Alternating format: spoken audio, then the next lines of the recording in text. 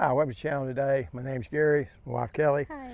Going to do a walkthrough through this part of the garden, the in-ground garden and the orchard also.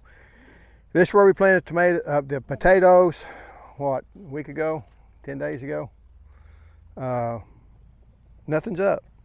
Now, part of the reason for that could be, I did check the AgriLife has I'm in Southeast Texas near Beaumont, and AgriLife does have an experiment station, and I checked their climate data for the soil temperature, and the last, I think February 2nd, 3rd, and 4th was the three coldest days for the minimum soil temperature we've had this year in 2026, and probably all of this winter. So it's just gonna take a little time for these things to warm up. I was thinking about planting potatoes today, but after seeing that, and then I did check the soil temperature for my part, and it was still in the 40s. We won't say how I checked it, but I did check it. Wait a minute. You use my thermometer? Well, it's going to what you mean by my. I wiped it off. Sweet baby Jesus. But anyway, it was showing, you need to get you a better thermometer too. It's got little bitty stuff. I mean, it's a little bitty dial on it. These ones got a big readout, so if you're having to look at it from the ground, you can see it. Talk about dumb ways to die, huh? It won't in a picture at home. But anyway, it was showing in the 40s, so it didn't work. So I thought, well, I'll wait a week. It'll warm up a lot, and it'll probably be in the upper 50s to 60 by next weekend, which is a great time to be planting potatoes because next weekend is Valentine's. Your death. I won't check it then. I'm going to assume it's going to be warm enough, because before then it was in the 50s. It was okay, but we've had 3 days in a row in the 40s, and potatoes won't soil temps above 40. But anyway, we're going to go look at the other part. Well, we can walk this way. You might be wondering why there's these holes in the ground here. That's because they're resident squirrels. So I am going to, well, try to take care of that problem. These are Primark Freedom. We got down to probably 18 degrees. They still got the leaves on them. So I'm going to take this peach tree out because it had a peach on it. It hadn't been ripened as of August before it finally dropped it, so that's just too late in the year. My plum tree there, it's got lots of flowers on it. I was afraid that that was all going to die off, but I got bees hitting those, so I'm assuming everything's going to be okay. We'll still get some plums. Well, I'm not saying we'll get ripe plums, but we'll at least start off the year with some plums, and we'll see if we can keep the worms and the rot off of them to actually eat some of them. Coming up here, this didn't take hardly any damage whatsoever. The lemonade tree, it's done fine. So the only thing I did for one night, or it's 2 nights, I put the generator on the north side of it, turned it on, just let it run. This here is Ponca. It's a really good flavored blackberry. It's very sweet. Really like it. I think all three of them. This one's looking more like this could be Primark Freedom. Let's tell when the berries. These berries here are a lot smaller. That looks like a Primark Freedom cane, but it might not be, because those blackberries will go all over the place. Didn't get any real damage on any of my citrus there. It all looks good, so hopefully they're not blooming yet, but hopefully they will. This is my Chickasaw. This is a regular Chickasaw plum here. One of these is Odom. I think this is Odom here. Chickasaw plum.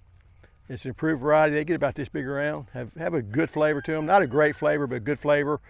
It's not near as good as probably some of the Japanese plums that you grow yourself, but it's better than anything that you'll buy in the store, if that makes sense, because the plums you buy in the store are bad. That's the O'Neill. I mean, that's the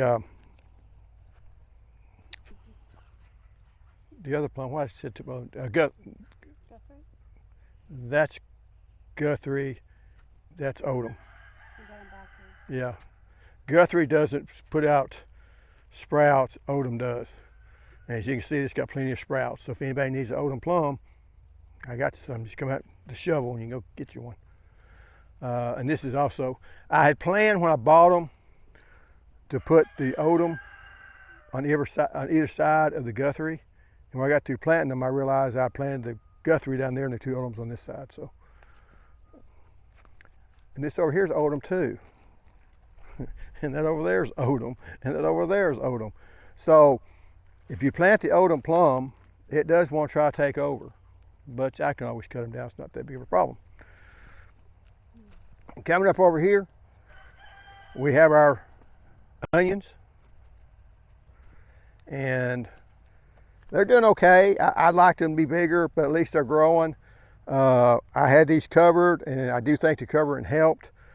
And then we covered these also, and we got the small side shoots on them. They survived, and they're putting on more side shoots. These would be more tender. They'll also wilt faster because of that, but they have good flavor to them. I'll continue. I'll probably take these out and leave. If you come on down here,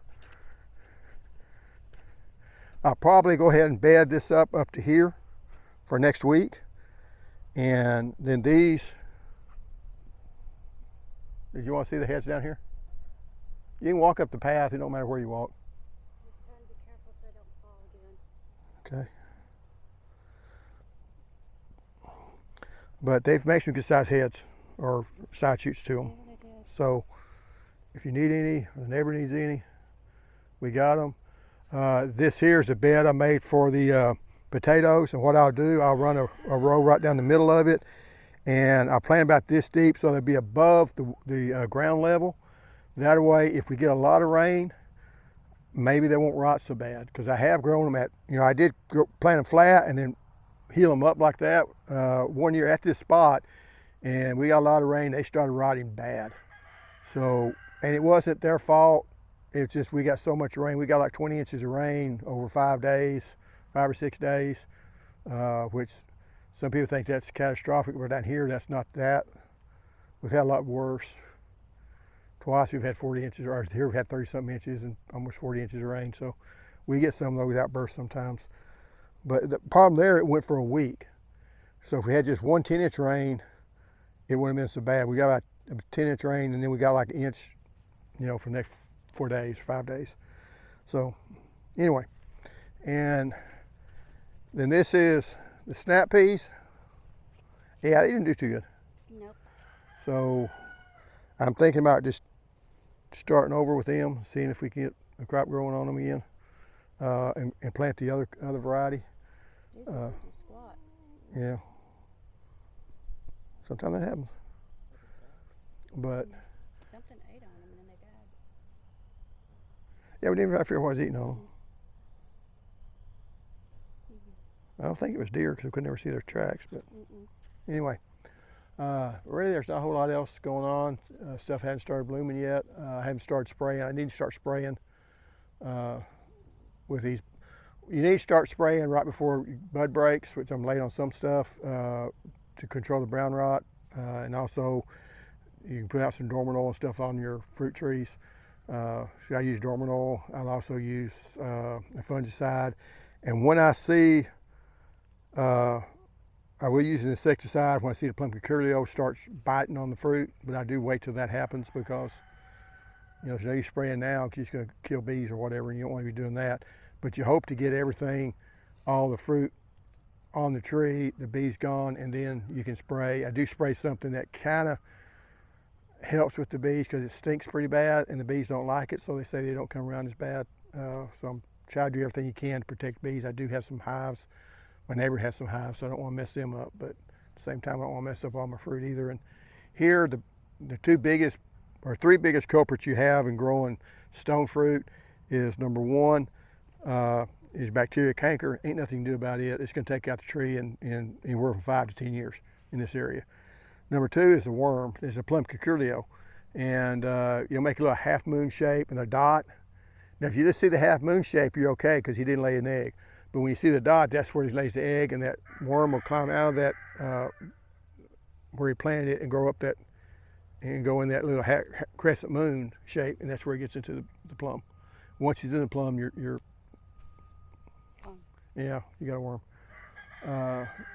And then the worst one for me has been brown rot. Now brown rot isn't as bad if you're further west, but we're very humid here, and once you get started, it's really bad. It wiped me out last year and the year before, so hopefully this year I can keep up on my spraying a little bit better.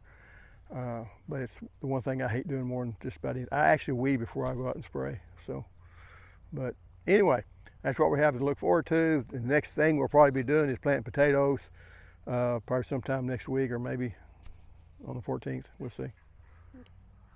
Anyway, thanks for watching. Anything you got to say? No, not on camera. All right. Bye. See you later. Bye.